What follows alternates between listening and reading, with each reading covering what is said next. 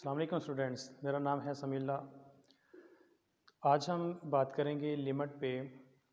Limit का article आज हमारा होगा।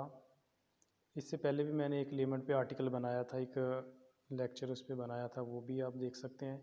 अब इस लिमिट में हम बात करेंगे कि लिमिट की कौन सी इनडिटर्मिनेंट फॉर्म है। एक डिटर्मिनेंट फॉर्म है, एक इनडिटर्मिनेंट फॉर्म होती है। तो ज़्यादातर जो यूज़ होता है, जो लिमिट के लिए इस्तेमाल किया जाता है, वो इनडिटर्मिनेंट फॉर्म होता है। तो इनडिटर्मिनेंट फॉर्म के ऊपर आज हम बात करने वाले हैं।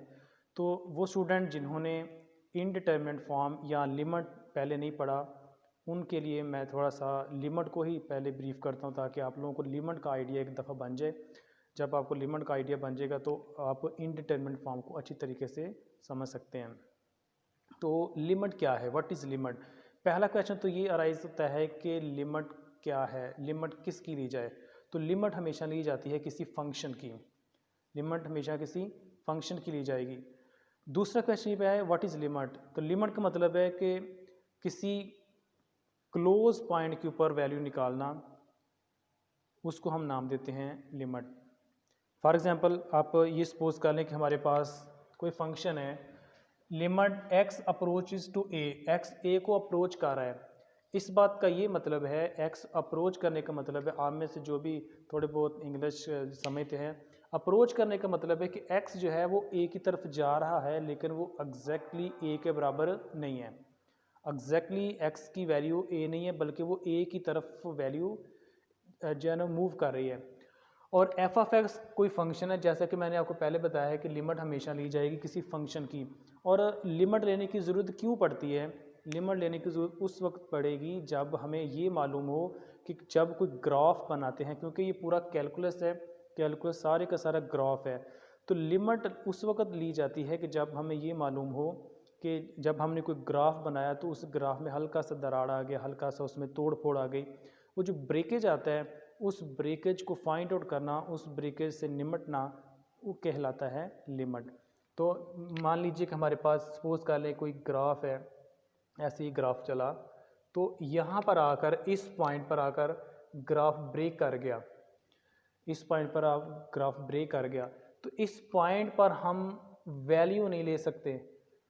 इस पॉइंट पर हम वैल्यू फाइंड नहीं कर, क्योंकि इस पॉइंट पर तो वैल्यू है ही नहीं, क्योंकि ग्राफ ब्रेक हो गया, उस पर्टिकुलर पॉइंट के ऊपर ग्राफ ब्रेक हो गया है। तो फिर इस पॉइंट पर या यहाँ पर वैल्यू कैसे फाइंड की जाएगी? इस पॉइंट पर वैल्यू फाइंड करने का नाम ही क्या होता है? लिमिट। तो अब हम ऐसे करते हैं कि इसकी लेफ़्ट साइड से अप्रोच करते हैं या राइट साइड से अप्रोच करते हैं। तो अगर लेफ़्ट साइड से अप्रोच करते वक्त और राइट साइड से अप्रोच करते वक्त अगर वैल्यू वेरी वेरी क्लोज हो, इतनी वैल्यू क्लोज हो कि वो इस पॉइंट के लगभग बराबर ही हो, तो हम कहते हैं कि एक्स की वैल्यू जो है ना, इस पॉइंट पर हम ले सकते हैं। लेकिन ये बात याद रखनी है कि एक्स की वैल्यू एग्जैक्टली वो नहीं होती। जैसे कि हमारे पास एक फंक्शन है कि limit x approaches to 2 x square -4x-2। जब हम इसके ऊपर लिमिट जब वैल्यू 2 रखेंगे तो इसमें क्या आ रहा है? 0/0। तो 0/0 क्या है? कुछ भी नहीं है, एक इनडिटर्मिनेंट फॉर्म है। तो अब यहाँ पर हमें दिख ही रहा है कि x की वैल्यू जैसे ही हम 2 रखेंगे तो वो आ रहा है हमारे पास 0/0। तो 0/0 कुछ भी नहीं है, कोई वैल्यू नहीं है, ये एक इनडिटर्मिनेंट फॉर्म है। तो हम इसको ये बोलते हैं कि अगर 2 लिखने की बजाय, क्योंकि 2 पर तो वैल्यू अवेलेबल ही नहीं है, 2 पर वैल्यू अवेलेबल नहीं है, तो इस 2 पॉइंट के जस्ट पहले या जस्ट बाद में जो वैल्यू होगी, अगर वो वैल्यू हम लें, हो सकता है कि इसकी वैल्यू 1.99 हो या इसकी वैल्यू 2.0001 हो। तो अगर लेफ़्ट साइड से वैल्यू और राइट साइड से वैल्यू लगभग बराबर हो, तो हम कहते हैं कि हम उस फंक्शन की ये वैल्यू यूज़ कर सकते हैं। लेकिन वो वैल्यू एग्जैक्टली नहीं होती, वो अप्रोचिंग वैल्यू होती है। तो इसी वजह से ये जो हमारे पास वैल्यू आती है एफ ऑफ ए, इसको बोलते हैं, ये एग्जैक्ट वैल्यू नहीं है, ये लिमिटिंग वैल्यू है। तो यहाँ पर एफ ऑफ ए क्या है? एक लिमिटिंग वैल्यू है। ठीक है, तो इसको मैं एक और एग्जांपल से आपको समझाता हूँ कि आप सपोज़ कर लें आपके पास एक रिंग है, एक सोने की रिंग है, आप रोज़ उसको पहनते हैं, उसको देखते हैं, तो एक दिन आप उसमें क्या देखते हैं कि उसमें हल्का सा दरार आ जाता है, कोई हेयर लाइक क्रैक, एक बाल बराबर उसमें दरार आ जाती है। तो आप उसको फेंक तो नहीं देंगे, आप उसको लेकर जाएंगे किसी सुनार के पास कि भैया इसको जाल लगा दो। तो अगर वो उसमें जो दरार है, जो उसमें ब्रेकेज है, वो इतना छोटा हो, इतना माइनर हो कि उसको जाल लगा सकता हो, तो वो तो उसको ज़रूर लगाएगा। यानी अगर बहुत बहुत क्लोज है दोनों पॉइंट, यानी जैसे जैसे देखिए लेफ़्ट साइड और राइट साइड बहुत क्लोज है, इतने क्लोज हैं कि ये बेंड हो सकते हैं, इनको जोड़ सकता है वो, तो ये इनको मेल्ट कर सकता है, तो वो तो उसको करेगा। लेकिन अगर आप इस तरह का एक ऐसा रिंग ले जाए जो दोनों पॉइंट यानी ये लेफ़्ट पॉइंट और राइट पॉइंट इतने दूर हों, इतनी दूरी पर हों कि वापस में मिलना उनका मुश्किल हो, तो हम उसको कहते हैं कि ये उसकी लिमिटिंग वैल्यू नहीं है। तो अगर इतनी वैल्यू क्लोज हो कि हम उसके ऊपर वैल्यू फाइंड कर सकें, उस पर्टिकुलर पॉइंट के ऊपर जो बहुत क्लोज है दोनों साइड से, यानी लेफ़्ट साइड से और राइट साइड से, अगर वो बहुत क्लोज वैल्यू है, तो हम कहते हैं कि आप इसकी लिमिट ले सकते हैं। तो ये एक्चुअली जो है ना लिमिट का कॉन्सेप्ट है। उसके बाद है कि लिमिट हम यूज़ करते हैं और उसमें कौन कौन सी इनडिटर्मिनेट फॉर्म है। लिमिट ली ही उस वक्त जाती है कि जब उसमें कोई ना कोई इसमें प्रॉब्लम आ रही हो, कोई झगड़ा पैदा हो रहा हो। तो 7 इनडिटर्मिनेट फॉर्म होती हैं, टोटल 7 इनडिटर्मिनेट फॉर्म है, जिनमें से 4 जो हैं वो ओवर की फॉर्म में है, या आप उसको कह लें कि एक 0/0 फॉर्म है, उसके बाद एक 0/इन्फिनिटी फॉर्म है, उसके बाद वो इन्फिनिटी ओवर इन्फिनिटी है, और उसके बाद इन्फिनिटी माइनस इन्फिनिटी है, 1 की पावर इन्फिनिटी, इन्फिनिटी की पावर 0 और 0 की पावर 0। हम अब इनको एक एक करके तमाम इनडिटर्मिनेट फॉर्म पढ़ते हैं। सपोज करें कि लिमिट x अप्रोच कर रहा है 2 को f(x) कोई फंक्शन है, तो जैसे ही हम यहाँ पर वैल्यू पुट करेंगे तो ये बन रहा है 0/0। तो 0/0 क्या है? एक इनडिटर्मिनेट फॉर्म है। तो अब इसको जब हम सॉल्व करेंगे तो हमारे पास आंसर आ रहा है 4। ये याद रखना है कि ये एग्जैक्टली 4 नहीं है, ये लिमिटिंग वैल्यू है। लिमिटिंग वैल्यू क्या है कि अगर x 2 को अप्रोच करेगा तो उस वक़्त फंक्शन की जो वैल्यू है वो 4 को अप्रोच करेगी, लेकिन एग्जैक्टली ये 4 नहीं होगी। आंसर उसका ज़रूर 4 आ रहा है, लेकिन ये एग्जैक्टली 4 नहीं है, ये 4 के लगभग कोई वैल्यू है, 4 के नेबरहुड में कोई वैल्यू है। यानी जैसे ही x 2 को अप्रोच करेगा तो उसी दौरान जो फंक्शन की लिमिटिंग वैल्यू है 2 को अप्रोच करेगा तो इसकी वैल्यू 4 आएगी। यानी जैसे कि आप इसका ग्राफ बनाएं, तो ये हमारे पास फ़र्ज़ करें ग्राफ है, तो 2 पर तो वैल्यू अवेलेबल ही नहीं है, 2 पर वैल्यू अवेलेबल ही नहीं है। अगर 2 पर वैल्यू अवेलेबल होती तो हमें इसकी लिमिट लेने की ज़रूरत नहीं है। लिमिट हम लेते ही उस वक्त हैं कि जब उस पॉइंट पर वैल्यू मौजूद ना हो। तो इस पॉइंट पर वैल्यू मौजूद नहीं, ये जो मैंने सर्कल लगाया है, इस बात का ये मतलब है कि इस ग्राफ में हल्का सा ब्रेकेज आया है। ब्रेकेज किस पॉइंट पर आया है? इस 2 पर। तो इस 2 पॉइंट पर वैल्यू नहीं है, बाकी आप तमाम पॉइंट पर इसकी वैल्यू फाइंड आउट कर सकते हैं। तो ये है हमारा इसका जो है ना पहली इनडिटर्मिनेट फॉर्म 0/0। आगे बात करते हैं, दूसरी इनडिटर्मिनेट फॉर्म है 0/इन्फिनिटी। अब ये उस वक़्त पैदा होता है कि जब यानी इनडिटर्मिनेट फॉर्म होती है उस वक़्त है जब झगड़ा आप जो है ना देख रहे हो। फॉर एग्जांपल 0 जब इससे मल्टीप्लाई होगा इन्फिनिटी के साथ, वो कहेगा 0 बोलेगा कि मैं जिससे मल्टीप्लाई हूँ मैं उसको 0 बना दूँगा। इन्फिनिटी बोलेगा कि मैं जिससे मल्टीप्लाई हूँ मैं उसको इन्फिनिटी बनाऊँगा। तो ये दोनों के दरमियान में एक जो क्लैश पैदा हो रहा है, दोनों के दरमियान जो झगड़ा हो रहा है, इसी को ही हम नाम देते हैं indeterminate form. For example limit x approach to 0 x dot cosecant x। तो जैसे ही हम x की वैल्यू 0 पुट करेंगे, जैसे ही हम x की वैल्यू 0 पुट करेंगे तो यहाँ पर आ गया 0, कोसिकेंट x जब यहाँ 0 पुट करेंगे तो ये बनाएगा इन्फिनिटी। एक बात याद रखनी है कि यहाँ पर कुछ भी एग्जैक्ट नहीं है, अप्रोचिंग वैल्यू है। यानी अगर x 0 को अप्रोच करेगा और कोसिकेंट x इन्फिनिटी को, तो हम कह सकते हैं कि ये एक इनडिटर्मिनेट फॉर्म है। लेकिन अगर यहाँ पर पहले से ही एग्जैक्ट 0 मौजूद हो, जैसे कि इस एग्जांपल में आप देख सकते हैं, इस एग्जांपल में लिमिट x अप्रोच इन्फिनिटी, यहाँ पर एग्जैक्ट 0 है, यहाँ पर एग्जैक्ट 0 आ गया। अगर ये एग्जैक्ट 0 पहले से मौजूद हो तो फिर हम कह सकते हैं कि ये एक इनडिटर्मिनेट फॉर्म नहीं है, ये एक डिटर्मिनेंट फॉर्म हो जाएगी। तो इसका आंसर क्या आएगा? 0, क्योंकि इसमें तो कोई क्लैश नहीं है। इस वजह से क्लैश नहीं है क्योंकि यहाँ पर अप्रोचिंग वैल्यू नहीं है, ये एग्जैक्ट वैल्यू है। तो जब एग्जैक्ट वैल्यू आएगी साथ में उसके इन्फिनिटी आ रहा है तो ये बना देगा ज़ीरो। हाँ, अगर यहाँ पर ज़ीरो ना हो, कोई और फंक्शन हो लेकिन ज़ीरो को अप्रोच कर रहा हो तो फिर वो इनडिटरमिनेट फॉर्म बन सकती है। तीसरी इनडिटरमिनेट फॉर्म है इन्फिनिटी ओवर इन्फिनिटी। अब इसमें क्या झगड़ा है? इसमें ये झगड़ा है कि ऊपर वाला इन्फिनिटी कहता है कि मैं इन्फिनिटी से डिवाइड हूँ तो मुझ में कोई चेंज नहीं आएगा। नीचे वाला इन्फिनिटी कहता है कि मैं जिसको भी डिवाइड करूँ मैं उसको चेंज कर दूँगी।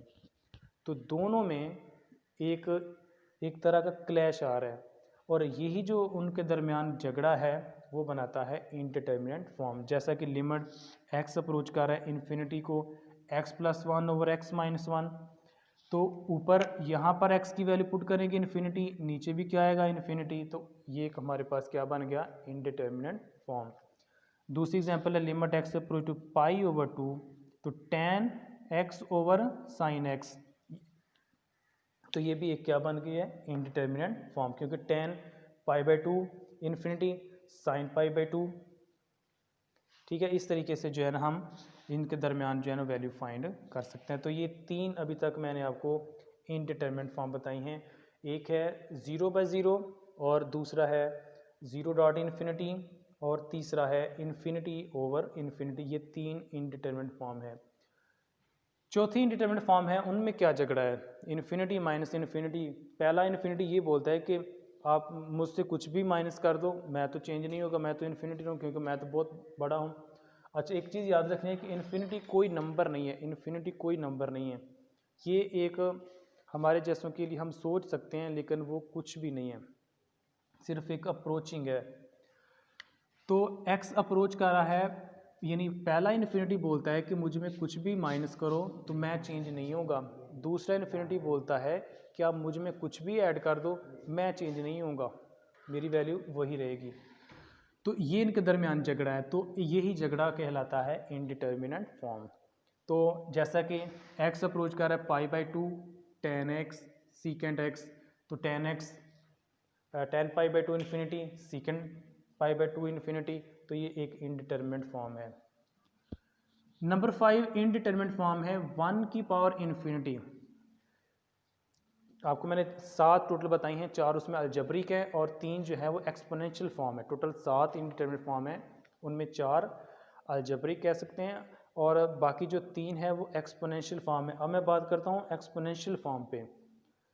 1 की पावर इन्फिनिटी, अब 1 की पावर इन्फिनिटी कैसे इनडिटरमिनेट फॉर्म है, इनमें क्या झगड़ा है?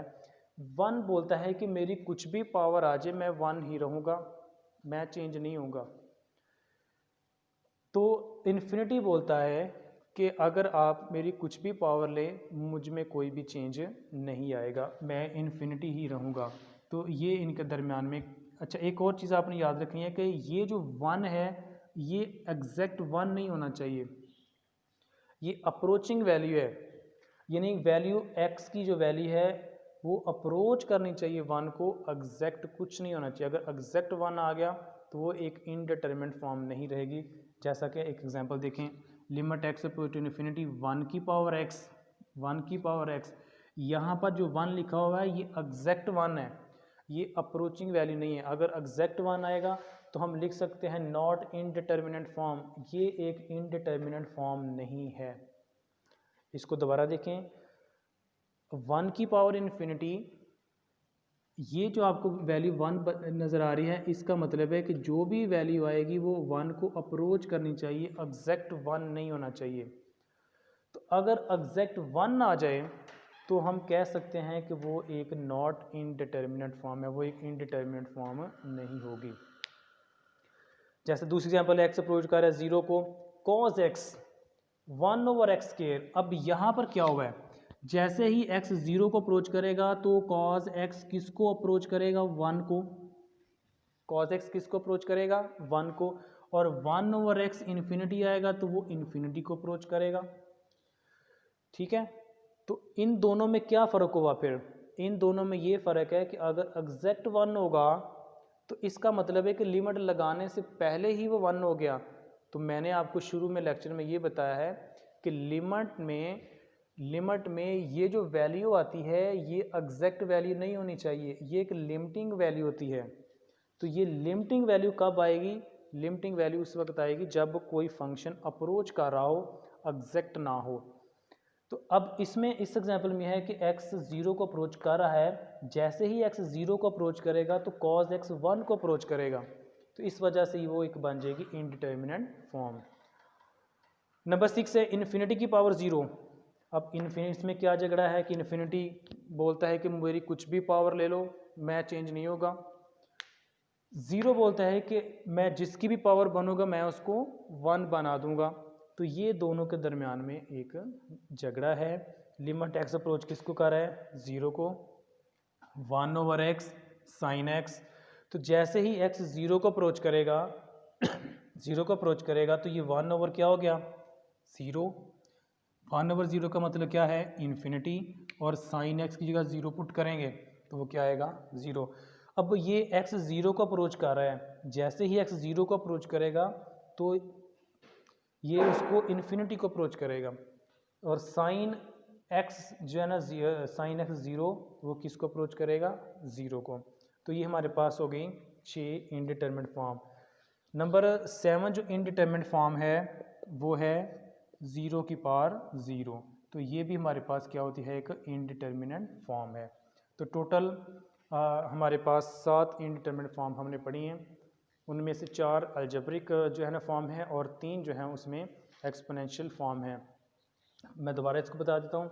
0/0 एक इनडिटरमिनेट फॉर्म है, उसके बाद 0 डॉट इन्फिनिटी एक इनडिटरमिनेट फॉर्म है, इन्फिनिटी ओवर इन्फिनिटी एक इनडिटरमिनेट फॉर्म है, इन्फिनिटी माइनस इन्फिनिटी, 1 की पावर इन्फिनिटी, इन्फिनिटी की पावर 0, 0 की पावर 0, ये तमाम क्या हैं? Indeterminate form. Determinant form for example देखिए इन्फिनिटी प्लस इन्फिनिटी। अब इसमें क्या झगड़ा है? अब इनमें क्या प्रॉब्लम है? ये एक इनडिटरमिनेंट फॉर्म नहीं है, ये एक डिटर्मिनेंट फॉर्म है। क्योंकि इन्फिनिटी बोलता है, पहले वाला इन्फिनिटी बोलता है कि मुझ में कुछ भी ऐड करो मैं इन्फिनिटी ही रहूँगा। सेकंड वाला इन्फिनिटी बोलता है कि मुझ में कुछ भी ऐड करो मैं इन्फिनिटी रहूँगा। तो दोनों में क्या है? क्लैश। कुछ भी क्लैश नहीं है, दोनों बाई बाई हैं। तो बाई बाई का मतलब क्या होता है? Determinant form. पहले वाला इन्फिनिटी बोलता है मुझ में कुछ भी ऐड करो मैं इन्फिनिटी ही रहूँगा। तो दूसरे वाला भी तो यही कह रहा ना कि मुझ में कुछ भी ऐड करो मैं इन्फिनिटी ही रहूँगा। तो दोनों में कोई प्रॉब्लम नहीं। जब प्रॉब्लम नहीं है तो फिर क्या है? एक डिटर्मिनेंट फॉर्म है। एक और डिटर्मिनेंट फॉर्म आपको बताता हूँ कि सपोज कर ले कि इन्फिनिटी मल्टीप्लाई इन्फिनिटी। ये इन्फिनिटी बोलता है मुझ में कुछ भी मल्टीप्लाई करो मैं इन्फिनिटी ही रहूँगा। सेकंड वाला बोलता है मुझ में कुछ भी मल्टीप्लाई करो मैं इन्फिनिटी ही रहूँगा। तो इनमें भी कोई क्लैश नहीं है, इनमें भी कोई झगड़ा नहीं है, ये भी एक ये डिटर्मिनेंट फॉर्म है। तो ये बेसिकली ये लिमिट का फंडा, लिमिट बहुत तगड़ा इसमें काम है। अगर आप इसका कॉन्सेप्ट अच्छी तरीके से लेंगे तो आपके लिए ज़्यादा जो है ना बेहतर रहेगा। तो आज का था आज हमारा ये लेक्चर। नेक्स्ट हम लिमिट से आगे, ये अभी मैंने आपको सिर्फ फॉर्म बताई हैं, इनको सोल्यूशन अगली वीडियो में हम बात करेंगे। अल्लाह हाफ़िज़।